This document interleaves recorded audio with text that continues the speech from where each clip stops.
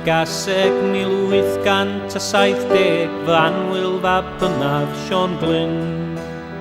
Mr Jones y gwenidog yn garedig yn ddeiriog sy'n sgwennu y geiriau fan hyn.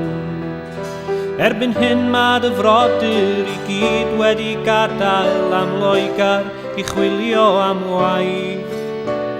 Mae'r tyddyn yn unig ath fam yn hiraethin os weithiau'n dawel y maith.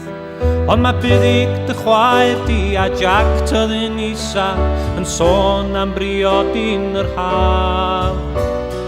Tybed a fedri di ddod draw i'r brodas i fydda dy weld ti mor braf. Tyddyn y Gaseg 1880 fy anwyl fab hynaf Sean Bach. Cyfarchion Nithgymar ag i'r 4 blentyn gobeithio y tyfan iach. Mae Robin dy frawd mewn ychydig o helynt un byrbwyd llafiodd orioed. Mae'r gaeaf yn galed, y man yw chaled a Chicago mor bell ag erioed. Ac mae Jack tyddyn isa a buddig yn hapus a plant yn iach ac yn gryf. Mae'r hynna yn cropian yn crwydro i bob man, maen nhw'n dweud fod o'n debyg i ti.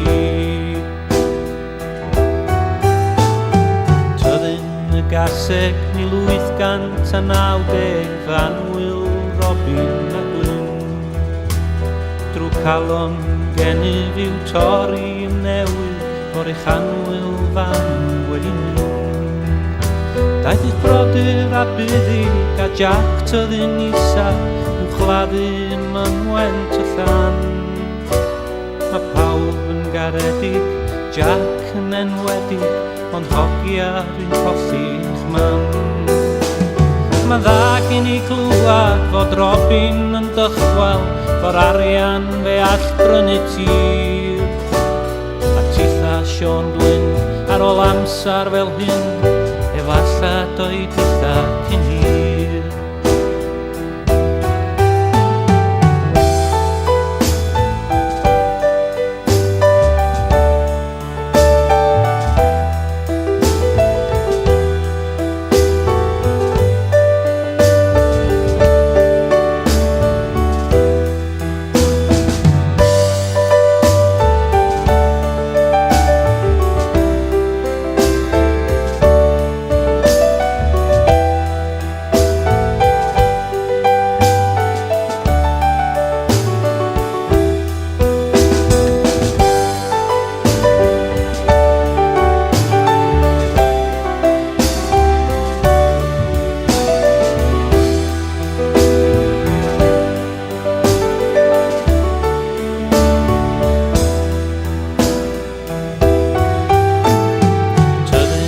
Gaseg 1892 a 2 o anwyl Brawdlyn.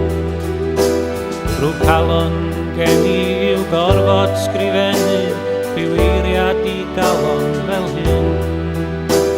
Fe hyn oedd ein tad ni ar ddechrau mis Ebrill, ma'n gorwad wrth ochr ein mam. Daeth buddig ar teulu, Glyn bach a finna, i'w gladdu y mynwent y llan.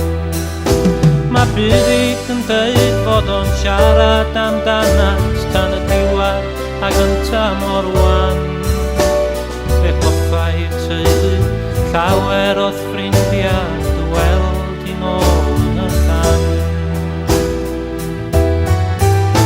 Ac mae buddig yn dweud fod o'n siarad amdanat tan y diwedd a gynta mor wan. Ac fe hoffai'r teulu a llawer o'th ffrindiau,